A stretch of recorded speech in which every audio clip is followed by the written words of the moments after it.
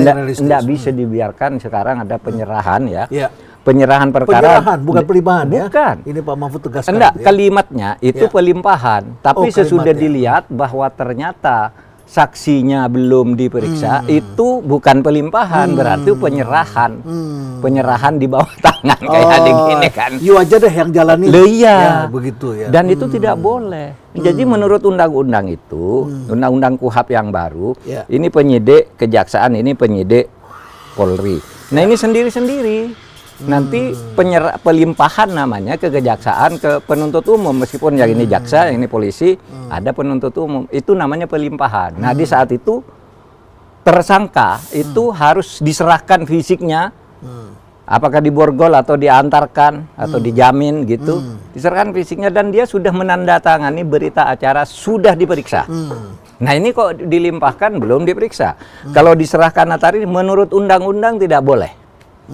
Tidak boleh, karena ini hukum acara. Hukum acara itu artinya hukum formal yang sifatnya ritual. Tidak boleh membuat kegiatan lain di luar yang diatur undang-undang. Sama dengan Pak Renal misalnya ya, lari maraton. Belum sampai di garis ini udah disusul diambil, nggak boleh. Atau sholat 4 rakaat, baru 3 rakaat diganti, tolong dong teruskan sholat saya, gitu kan tidak boleh. Harus sampai dulu salam baru dilanjutkan. Tidak sah itu. Tidak sah, sholatnya tidak sah. Sama dengan itu, karena ini di dalam hukum formal itu ritual tidak boleh dilangkai. Kalau hukum materialnya bisa, sejauh tidak dilarang itu boleh, itu hukum material. Ya, asas legalitas hukum material. Tapi kalau hukum formal itu hukum acara. Itu yang Pak Mahfud khawatirkan, kalau Pak Febri bisa lakukan para peradilan lalu menang dia pasti. Bisa. Karena diperiksa hukum acaranya salah begitu. Iya. Meskipun hukum acara yang sekarang itu tidak menyebutkan ketika dijadikan tersangka.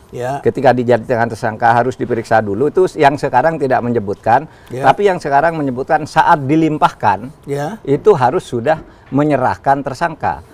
Nah, tersangka yang diserahkan itu harus sudah diperiksa menurut pasal 36 ayat 1. Ini belum. Nah, kalau penyediaan tersangka, ini hukum lain, Pak.